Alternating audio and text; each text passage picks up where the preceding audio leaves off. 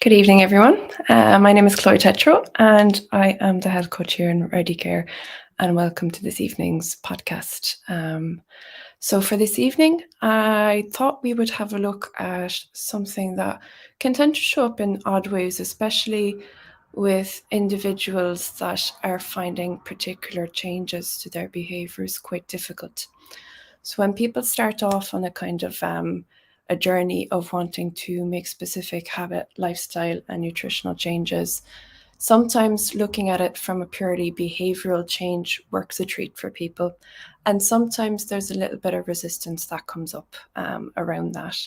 So for this evening, I thought we'd have a quick look at spring cleaning the brain of any energy drains. Um, so, what do I mean by spring cleaning the brain of energy drains? So, to get results, and oftentimes when we want to make a change, results are at the heart of it. It can be something like we want to feel a certain way, we want to be a certain way, we want a specific goal to be achieved. Sometimes it's to resolve an issue or a problem, sometimes it's to support a transition or transformation, be that wanting to be an individual that eats very healthily now or has absolutely stellar blood sugar control, which I know all of you have now. Or it could be something along the lines of wanting to be someone that goes to the gym every day, or someone that might be somebody that they view themselves as very healthy. So sometimes just going about it on the surface level of behavioral change can be tricky for certain individuals. And the reason for that would be the underlying drivers of what caused that behavior in the first place aren't necessarily being addressed. So there is a pyramid of results. There you go, with my little banner come around the bottom now. I'm very happy with myself. So you have your result, and your result is from a behavior. Your behavior comes from your thought process and your emotional process, and sometimes from your physiology. So sometimes that is one of the best ways that you can change your results and attain a certain behavior is by looking at your thinking and your emotions around it. And I would talk about that quite a bit in some previous podcasts that I've done about really ascertaining, that level of clarity of what it is you want to achieve, how are you going to go about it, how's it going to make you feel, etc., etc. And that's a level that a lot of people will find very helpful for moving them in a specific direction. But looking at the bottom rung of that pyramid, the physiological aspect, with the physiological aspect, a lot of it can come down to where our energy actually comes from. So we could be in a high energy state, an activated state, and we could have quite positive emotions, and that would get us very, very motivated. That's a really great space to be if you want to be making specific lifestyle and dietary changes. Or we could be in a relaxation stage, but still be on the positive end of the spectrum. Then with the physiological aspect, if we're in a high activity stage, so if we're producing a lot of adrenaline, noradrenaline, but we're maybe on the negative end of the spectrum, we're going to experience frustration, anger, maybe some level of anxiety. So having a look at that thing under the physiological aspect and really looking at what is our driver of energy, how are we producing energy, where is it going, and is it going in the best place to support our goals? So energy is produced by, I love this, the mitochondria. Most people will forget absolutely everything about their school days, and it's almost like a concert, where somebody could say, when I say hey, you say ho. When people say mitochondria, almost everybody will go, is the powerhouse of the cell. But most people will just remember that little snippet from school. So why am I talking about mitochondria? So basically, the mitochondria is the battery of our cells. It's what produces energy in our body. So mitochondria will convert nutrients into ATP, And ATP then is used to regulate cell activity. So if the cell doesn't have this energy, it can't do its job properly. And if we think about the brain will have 10,000 to maybe 15,000 different cells in there. So for the brain to really work with us when we're making specific changes, we really want to be giving it the level of energy that it needs. So mitochondrial efficiency provides foundation for the needed physiological changes. Without the energy, we don't particularly have it's the bottom of the pyramid. We don't have what's necessary to get our emotional states regulated, to get our physiological state regulated, and to get our clarity around what it is that we want. So when we do have plenty of mitochondrial energy, it can enhance our emotional stability. It can enhance our cognitive ability.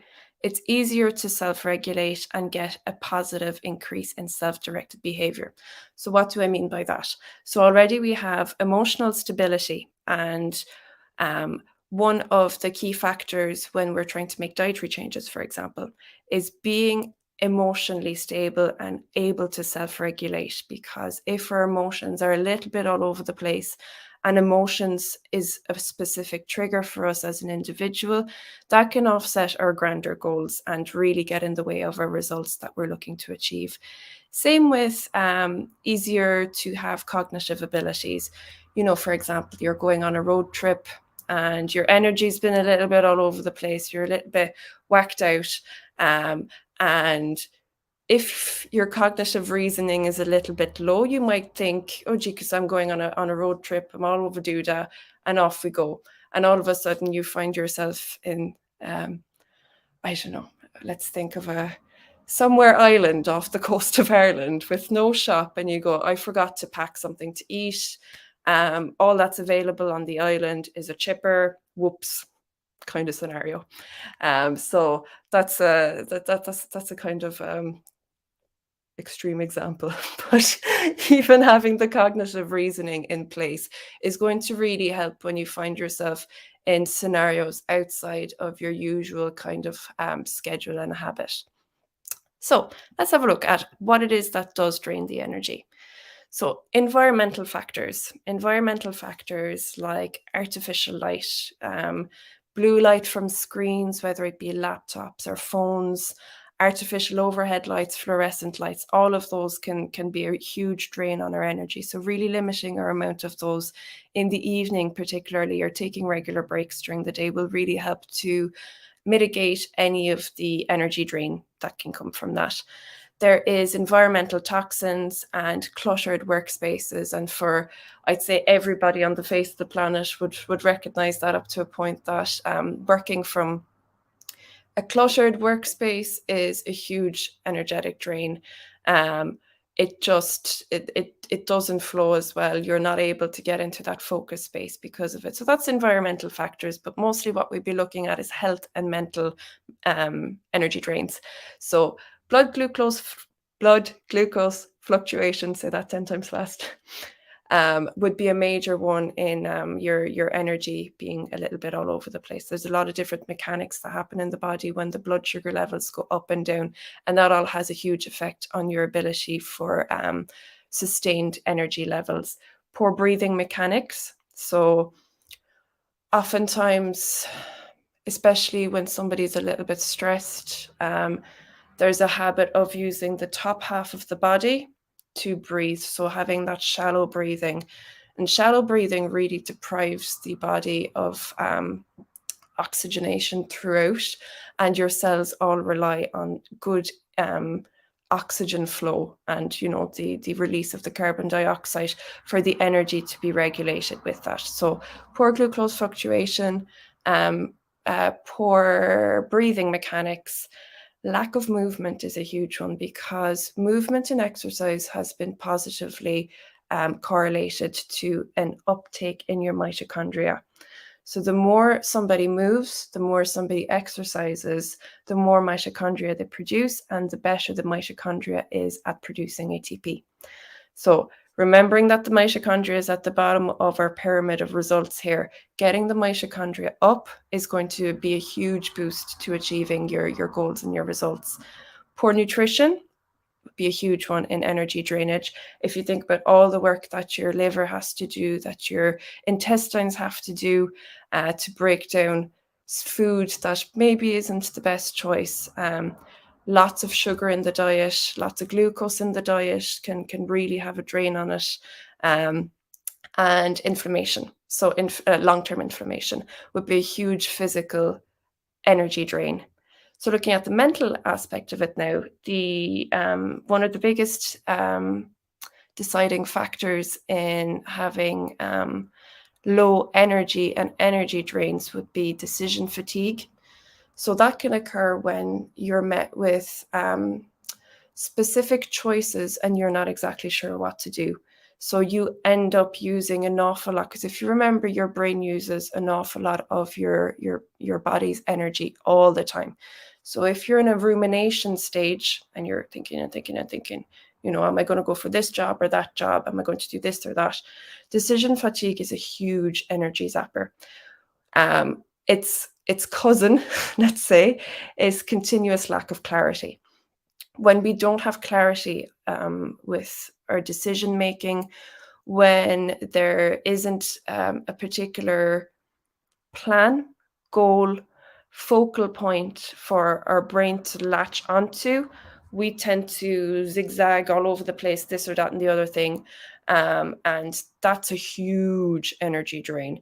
So you might notice that you might have done very little that day in work, for example, and you come out of work and you've had one of those days.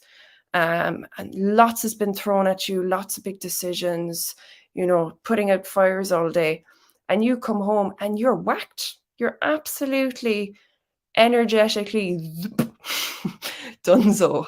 And that's the mechanics of what's actually happening there, is your brain is utilizing so much mental energy.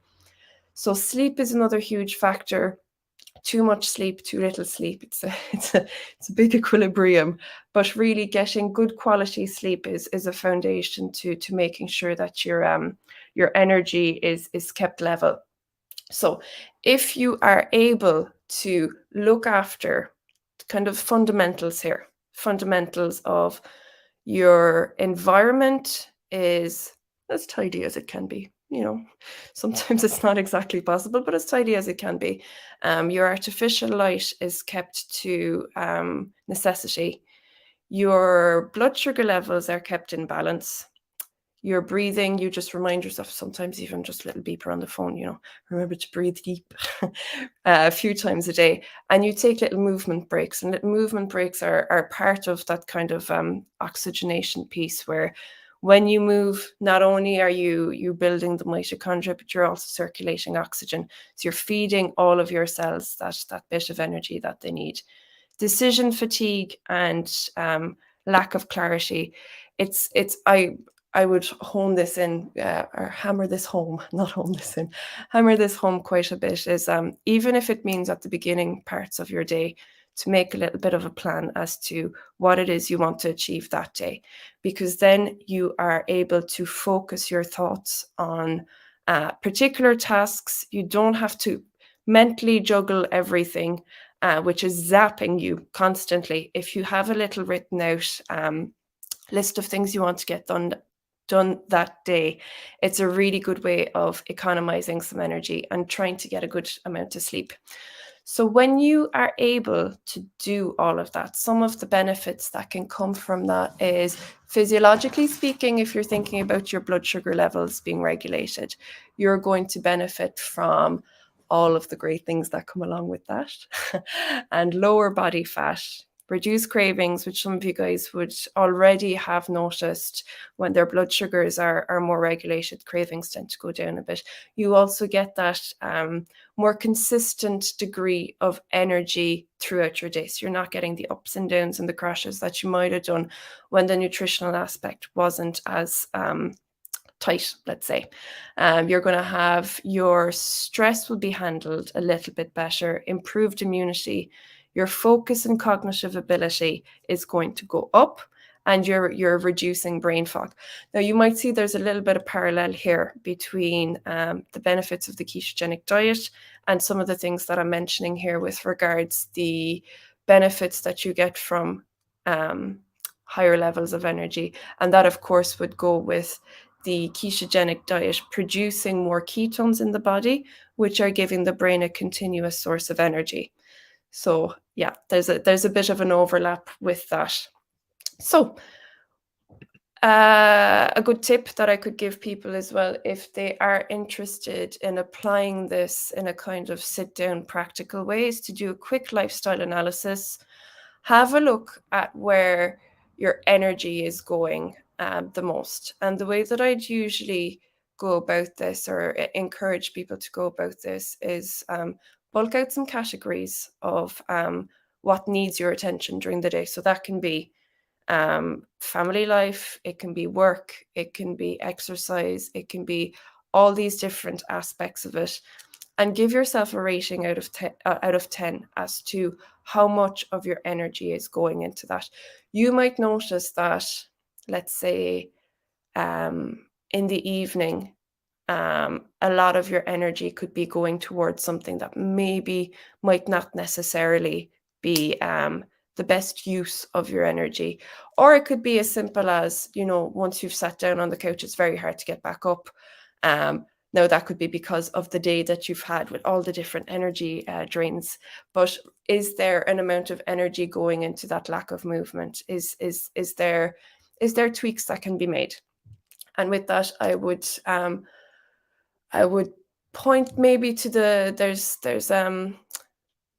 Ramon David, who is the director of the Brain First Institute, which looks at brain health and applied brain health and how to utilize some findings in neuroscience to really help people live a fuller life. Now, he's identified kind of key areas. So there's 7 key areas that he's identified to help brain energy come up a lot more, and to really prioritize these areas to make sure that there's no leakages of energy happening anywhere. So the first one would be high quality sleep.